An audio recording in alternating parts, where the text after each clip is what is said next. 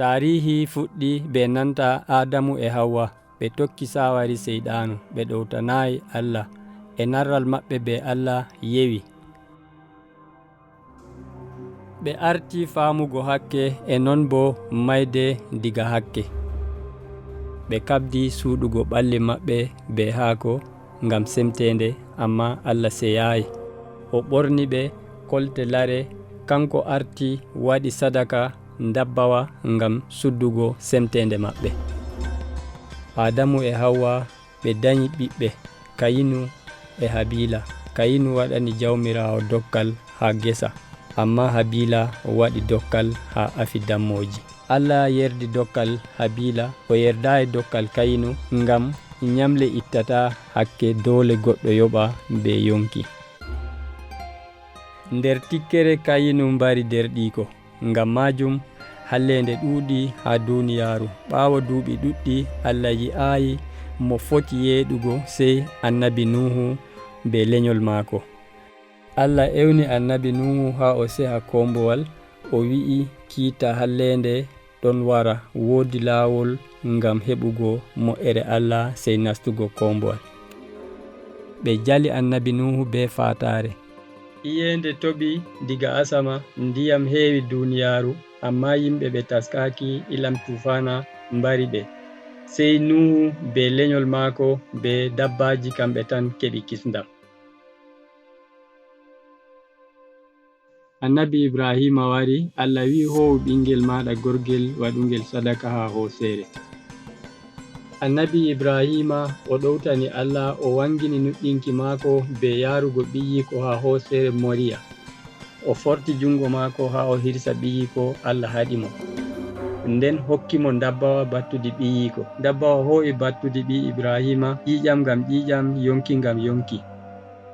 Ɓawo duuɓi 400 diga Ibrahima, Allah neli annabi Musa ngam rimɗingo Israila en. Laamiɗo Misra yerdaki. Allah jarribimo be masiboji. Allah neli mala'ikajo ngam bara ɓiɓɓe afɓe. Musa umri Israila en ɓe mbaɗa sadaka jawdiri, ɓe diida ƴiƴam ha dammuɗen. To mala'ikajo yi'i ƴiƴam, andi ɓe rimɗinaɓe be sadaka. Ko moye ɗowtani umrore Allah nde'e hisan.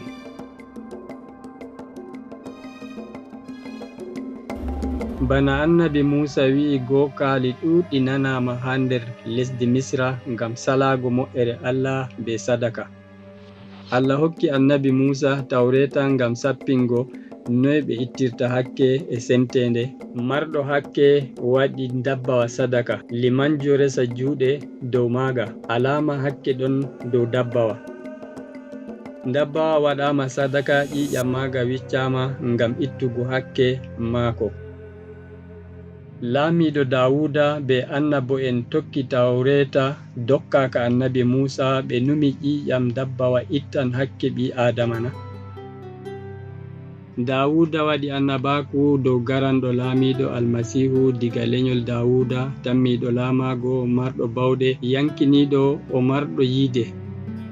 Kanko Almasihu o wala hakke, o gongajo, o gerdaɗo, o mayan ngam battudi sadaka fuu, tammiɗo laatago sadaka ɓurtugal. Ɓingel dañama nder nyamnirde dabbaji, o dañama diga paanyo debbo, talakajo diga lenyol annabi Dawuda. Duroɓe e marɓe andal ngari diga funange ngam teddingo ɓingel. Kanko woni garanɗo nelaɗo dow ko annabo en tindini. Annabi Isa wajini yiide e salaman, o marɗo sana'a, o modibbo ɓurduɗo. Yimɓe samɗinayimo ngam ɓe ɗon samɗina diinaji maɓɓe ko ɓuri yiide Allah. Talaka en giɗimo, ɓe andi ɓe marɓe hake. O yamɗitini ɓe mbolwata, ɓe gi'ata, ɓe wata terɗe en. Marɓe ginnaji o ummitini mayɓe. Kanko o wala saare, o ekkitinowo gadduɗo linjila e yiide Allah ngam yimɓe keɓa gendam duumiɗam. Isa o ewni Allah Baba maako ngam sappingo en, o yiɗi en bana ɓikkoy maako. Allah yiɗi wonda be ɓiɓɓe Adama, amma wodi fitina ngam yimɓe fuu hakke en. hakke e semtende fuɗɗi be Adamu sendi yimɓe be Allah. Almasihu andi ko waɗata ngam hawtugo ɓe. Yohana wajini dow Almasihu da jawgel Allah ittangel hakkeji duniyaru. Isa o Almasihu cuɓaɗo ngam laatago sadaka timmuduka mo meeɗayi hakke jankiniɗo gerdaɗo ngam sadaka dow ittuki semtende. Gerdaɗo o hoosi hakke dow battudi yimɓe marɓe hakke. O waɗi ɗum ngam laatago sadaka timmuduka ngam ɓiɓɓe Adama ɓe rimɗingoɓe diga maccungaku hakke e semtende e waɗugo sulhu ɓiɓɓe Adama be Allah. Isa maayi ngam anniya Allah ngam hisnugo yimɓe fuu. Isa jarribama be mayde dow gafangal ngam hebbitingo ko annabo en bindi. O laati jawgel Allah ngam ittugo hakkeji duniyaru. Ɓawo balɗe tati Allah ummitini Almasihu diga mayde ngam haɓɓugo alkawal be nuɗɗinɓe mo fuu ha heɓa gendam duumiɗam. Ɓawo ɗon Isa andini pukara'en maako o waran fahin ngam kiitago e laamago.